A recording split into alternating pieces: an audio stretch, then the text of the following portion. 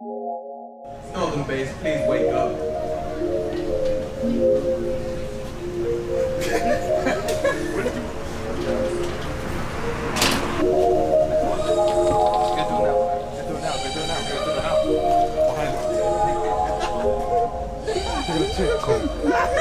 Yeah. What, like our government names? I'm Church. I'm AP. And to my teachers, I was Elijah. But yeah. Yeah, it's my dad. I'm Albert. What do you do? He makes Create. noises. Yo, make music, I guess. Wanna floor it in a foreign car. Wanna ball with ballers. Wanna blaze in Portland. I'm from West Auckland, Tat North. Yo. I'm from Central. I just grew up on the streets of Sandringham, if you know where that is. And I'm half Samoan, half Tongan. For background, so there's this community center a little bit down the road that used to do this music program, and local artists like Razor Bees and Mellow Downs and other people would come in, and they'd kind of just help the youth. And it was like kind of directed at troubled youth, and they would teach people practical ways to make music. That's how I know what this is. And they had like a proper like studio, well, not a proper studio, like a makeshift, like. Yeah. But it was the first time you'd seen anything like a pop filter or Logic Pro or any type of software or Because like beforehand, I was just recording music off my phone, like using my phone mic to just make music on SoundCloud. I wasn't even doing that. I was like using a SingStar mic. But only in Wellington. I'd fly to Wellington to go make music with my cousins, like on holidays. When we first started, it was just us, and we were putting music out on SoundCloud. Not a lot of people at school understood it. Or understood what we were doing. Even like music teachers weren't like the most receptive to what we were doing. They like kind of treat it like a joke. Like you tell them like, oh yo, I made a song, and they're like, oh, you made a song. Look, this is not a 64, it's a catharsis. Church in the cathedral with the father. All these killings, it's a good thing that I don't believe in karma, cause these sessions are confessions. And what is 64 bars? It's this series, this web series that Red Bull put on, and you just take a 64 bar verse and spit it to a camera, and then it gets broadcast to millions of people on the internet and stuff like that. On a surface level, I was just at school one day, and then David Dallas DM'd me and asked if I wanted to be on it. How he knew about me, I have no idea. So I skipped school to do 64 bars. The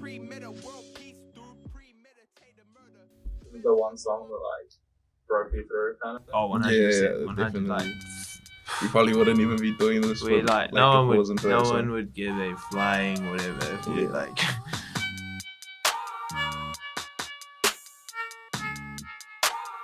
We sent our song into radio, and like by chance they got to listen to it and they liked it. The song came out, and so we're living good. Yeah.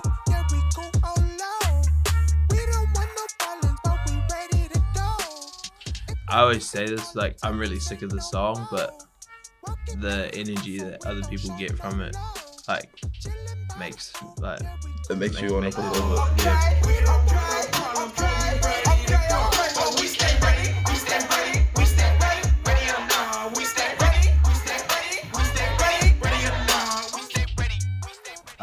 Kia ora everybody, my name is Jay Fu. I'm a musician from Aotearoa, New Zealand. I think that track Ready or Not was fire. And more importantly, there was people who dug it as well en masse. So it was received really well by the public. Yeah, like I was walking to the bakery the other day. They were like these like Māori fellas across the road, and they were like, "Ready or not, ready or not." Like they just started chanting it, and I was like, always get people that are like, you're walking and they'll just beep at you and be like, "Yo, ready or not?" Yeah. that song was awesome to the point where I even covered it myself. Song of the summer or what have you. Like, people enjoyed it. Ready or Not on Spotify is on 1.8. Wait, let me show you. Apple Music. Almost is like 2 million. So when you see this, we'll hopefully be at 2 mil. We'll just be doing the same thing. Are you guys looking at like trying to get international? Yeah, sure. There are more sheep here than there are people. Even if you were a small artist in Australia, your reach would be double what we have here. And that's just the country next to us. Like, I think anybody's goal is to have as much reach as possible. We're going to Europe and LA in June, and then probably back to London in September. And then I guess it's not including Australia. Short answer, yes. Yeah. Do I think Church and AP will be successful overseas? Absolutely, you know what I mean?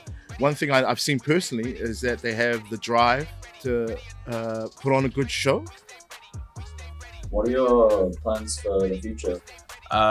Get this album out. Make more money. We make like a decent amount of money for like 18-year-olds, but to make like sustainable living, that's what I want to do in the next couple of years. That's the goal. Like, I want to own a house, or buy my parents a house, something like that.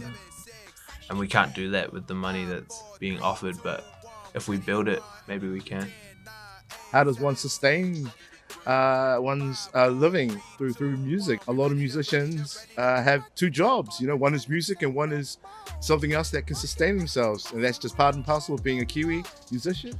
This time last year, we were doing gigs for free or like $50. This year alone, we've turned down more money than I've ever seen in my life.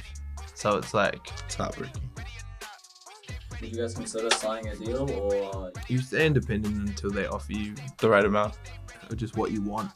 I'd like to own all of my masters. I'd like to own all the rights to my music, but all the deals that have been, put forward to us, they're just gonna take it all. Plus, on top of that, if you're in a 360 deal, they take your marriage, they're taking everything. They're taking your life, man.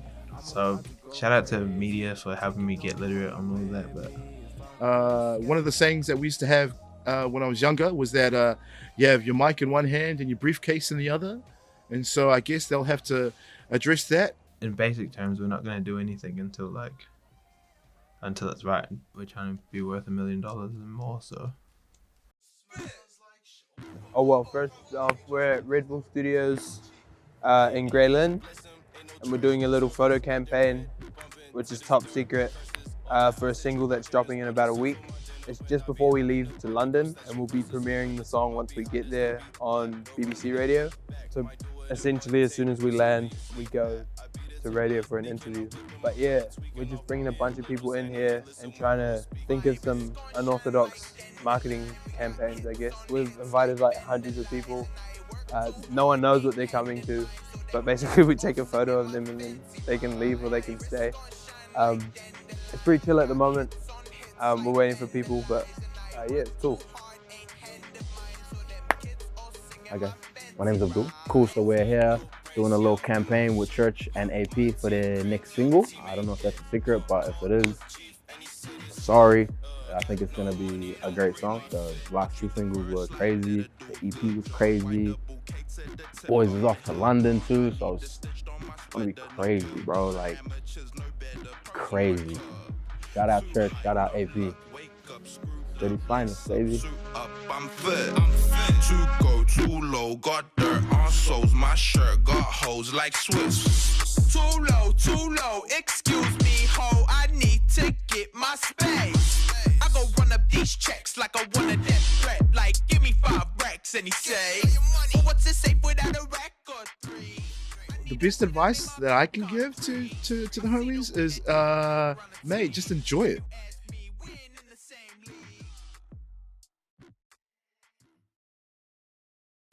Shout out to Mr. Allen.